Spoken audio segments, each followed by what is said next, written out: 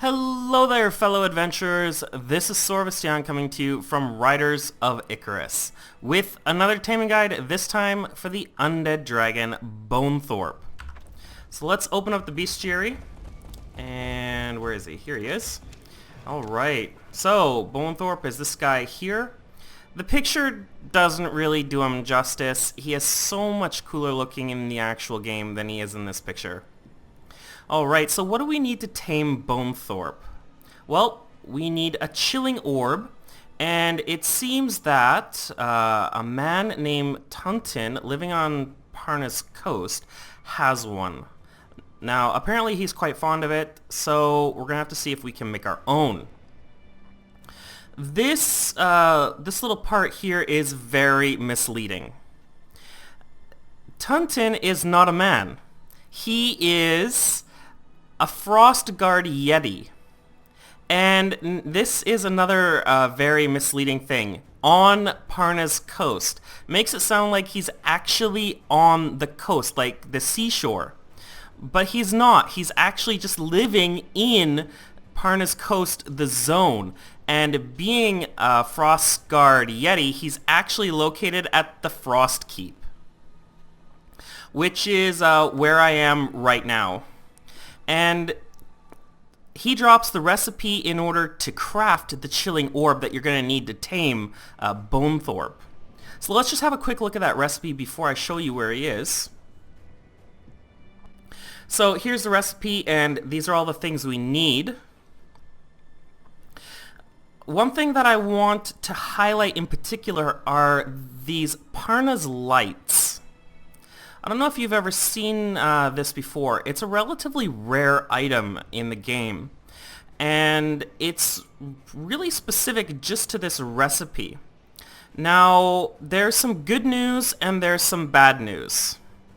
The good news is that the recipe and the Parna's lights that you need to craft the chilling orb can all be found in one place. The bad news is that you're going to have a really hard time getting both. So let's start with the recipe. So the recipe drops off of Tuntin.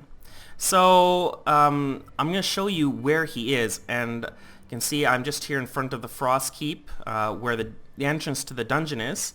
So I'm just going to move out, and if you've run or gotten to Frost Keep, then you probably know about the Elite Trench quests, as they've kind of been dubbed. They're the quests that kind of bring you down here into what's known as the trenches, where all these elite monsters are, and they're fairly strong. They have a lot of HP. They don't really particularly hit that hard, well, at least for me anyways, because I'm a tank. If you're a squishier class, they will hit very hard. Now, they're a little bit problematic because they are, one, very strong, and two, they're packed very tightly together.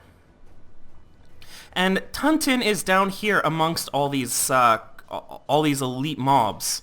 So anyways, after coming down the ramp, we're just gonna head in, and I'm gonna try not to aggro too many of these mobs, these elite mobs. Alright. So, I've made it to this corner, and there is brave Tuntin right in front of me. That's a little bit surprising, because normally he's not up. See, he has skills very similar to Sithin from the Ruins of Matren. Alright, well, let me get back on my mount here. And he's the one that drops the recipe.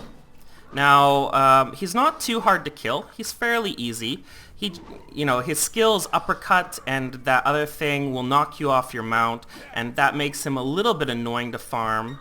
But other than that, he's not too difficult. And here, why don't I just go ahead and I'll just grab him right now, and we'll see if he drops anything. Okay, so I've gotten brave Tuntin all by himself. He is almost pretty much down. It takes a little while. And there we go. Did he drop anything? He did not drop anything. Not this time anyways, but he is the one who drops the recipe. Now, the other mobs didn't drop anything this time either, but they are the ones who drop the Parna's Light. Now, unfortunately, the Parna's Light has an extremely low drop rate. Like, I kid you not, it is just utterly ridiculous, and I think its drop rate should actually be improved. Because I came down here and farmed these elite monsters for 3 hours. And it took 3 hours just to get one Parna's Light to drop. I mean, gathering them all up like this, and then kind of running them around, and then killing them all. Like, I'd gather up the entire room, and I would then go around using my whirlwind spear, my explosive shot, and of course my raining bolt skill. And I would use those 3 skills, and I would just, round up all the elite monsters in this entire part of the trenches, and I would kill them all. And even killing them all, I still wasn't getting any Parna's Lights. And it just, it took 3 hours. Anyways, I'm gonna get out of here because there's no reason for me to continue to be in the trenches here. So yeah, it took me over 3 hours just to get one, and for the recipe you need 5. So I think that's relatively ridiculous. And here in my inventory I've gotten 2. I had 1 before I started making this video. So I don't recommend farming Parna's Lights off of the elites down in the trenches of Frostkeep. It's far better and by far just much easier to go to the auction house and buy them there. Parna's Light. So they're going for around, they're not too cheap, which kind of reflects the difficulty you're going to have in farming them. So I have 2 here, and I'm just going to go ahead and I'm going to buy some more. So yeah, I'll buy these 2. And yeah, so I just dished out 27 gold there because, well, yeah, it's in my opinion, it's better to dish out 27 gold than it is to try and farm these things. So anyways, well, I only dished out 27 for the remaining 3, but still paying 50 gold is, well, in my opinion, it's going to be a better use of your time because you will make 50 gold doing something else than farming this item. And there can be a lot of competition down there, like these mobs and Tunton himself, they get farmed quite a bit by other people. So, like, just because you have the will to go down there and farm them doesn't mean that you're going to have the opportunity. Now, let's take a quick look for the recipe as well.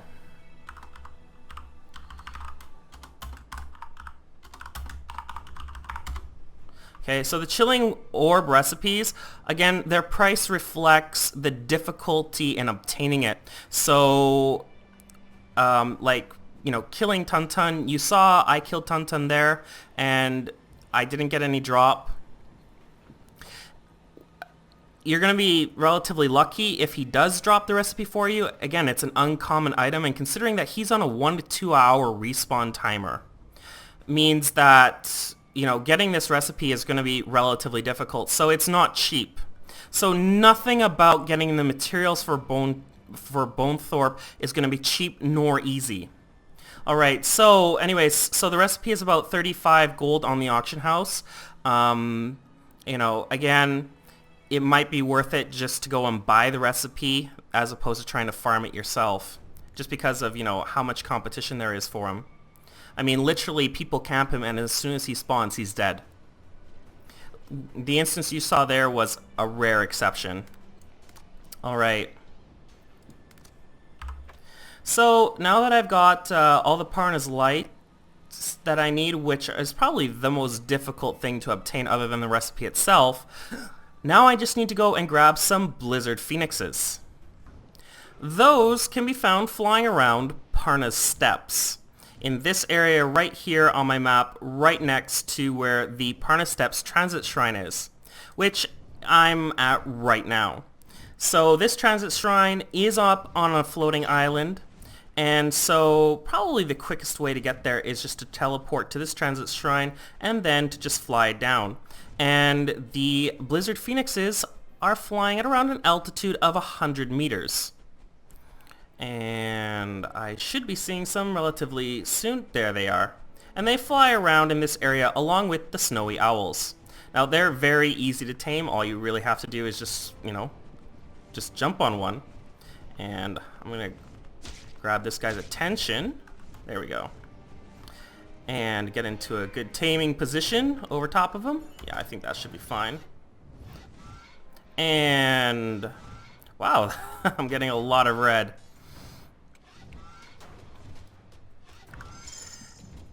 But like they're just normal monsters, so you really shouldn't have any problem taming them.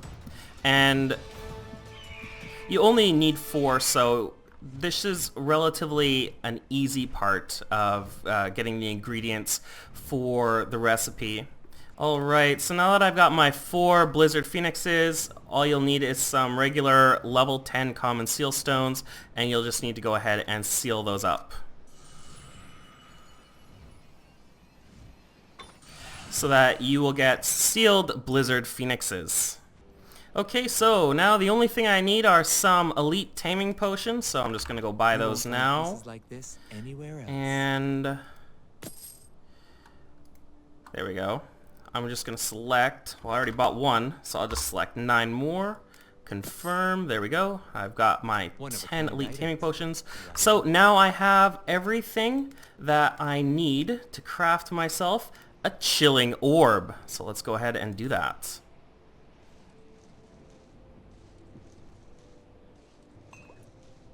Alright, and I've got 1 chilling orb here to go tame Bonethorpe. Okay, so there's actually 2 different locations where you can find Bonethorpes. The one I'm at right now is just outside the Frost Keep, where all these big spiky ice kind of landforms are. You can see there's lots of Bonethorpes flying up in the sky here. And I'm just trying to find a high point. See, there's one right there, and I can shoot it and get its attention. And if you're a tank, well, you can even pull this thing right down to the ground. And it's even possible to try and get on it from here. But this will, well, trying to do it this way is a little bit more problematic.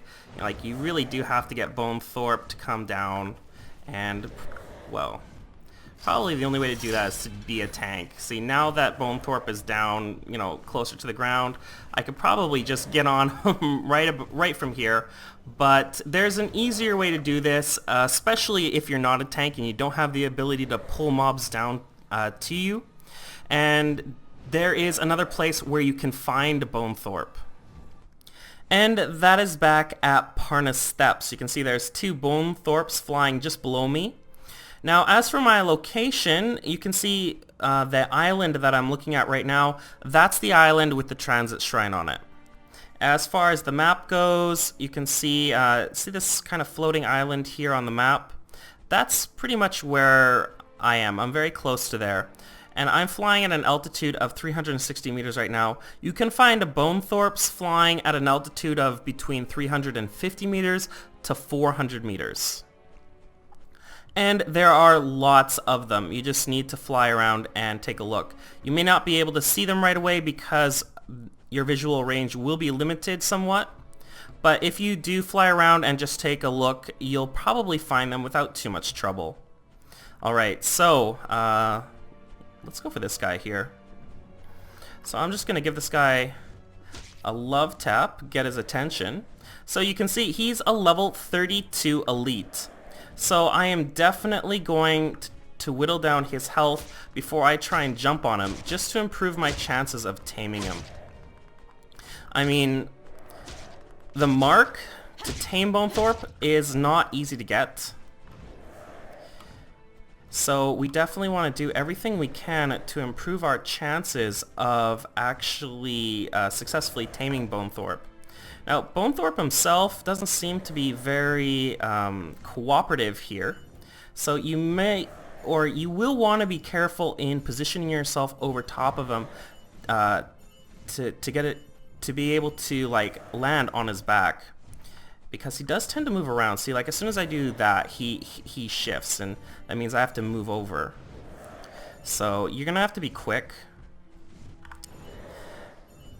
Okay. Let's see here. There we go. All right. So I don't anticipate really having too much trouble. I did take down Bonethorpe's health quite a bit. Oh wow, I missed.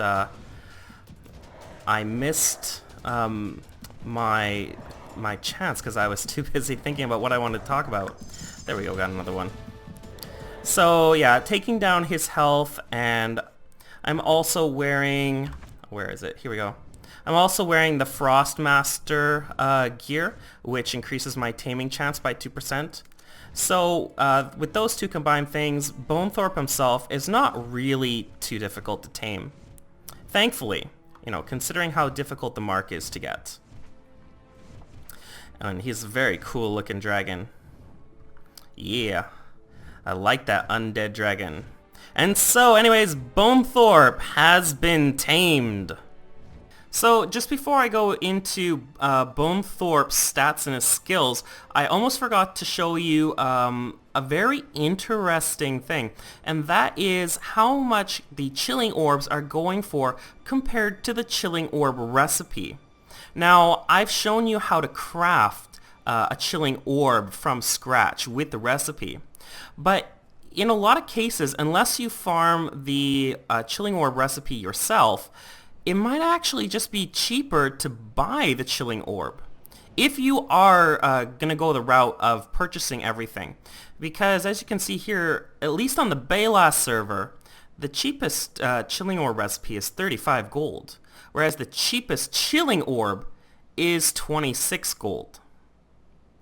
So if you don't really care about getting multiple Bonethorpes, or if you don't really care about getting the recipe, then, you know, just buying the chilling orb off the auction house is, you know, a nice cheap alternative, at least on the Baylas server right now. These prices might change in the future, and then it might be, you know, more economical to get the chilling orb recipe. Now, by economical, I mean economical both in terms of money and time, because, you know, as I've mentioned before, getting all the materials to craft a chilling orb is very labor intensive, and it will take you a lot of time, unless you get extremely lucky. Okay, so let's go and let's take a look at Bonethorpe's skills and his stats. So he's an attack type, he's got a max altitude of 700 meters, and yeah, I mean, he's got decent stats. Mine's only level 2 at the moment because I just got him. For skills, he gets the Bitter Cold Resistance, which is perfect for Parna's Coast. He gets Wild Roar, which increases magic defense by 20% for 20 seconds, and that's on a 30-second cooldown. So that's fairly useful. He gets Poison Explosion, which is an attack, and it decreases health and deals damage every second for 7 seconds. And he gets another passive called Soul Aura, which increases physical attack. And these numbers here will increase as Bonethorpe levels up. Like I said, you know, well, now he's level 3. My Bonethorpe is very low level. So these are the skills that Bonethorpe gets. And here, let's just see what happens when I try and seal Bonethorpe up. He gives physical attack, and he gives physical crit rate. And that is how you tame the undead dragon Bonethorpe in Parna's Coast. This has been Sorvesteon. Don't forget to click like and subscribe to my channel for more taming guides for Riders of Icarus. Until next time, fellow adventurers, take care and have fun.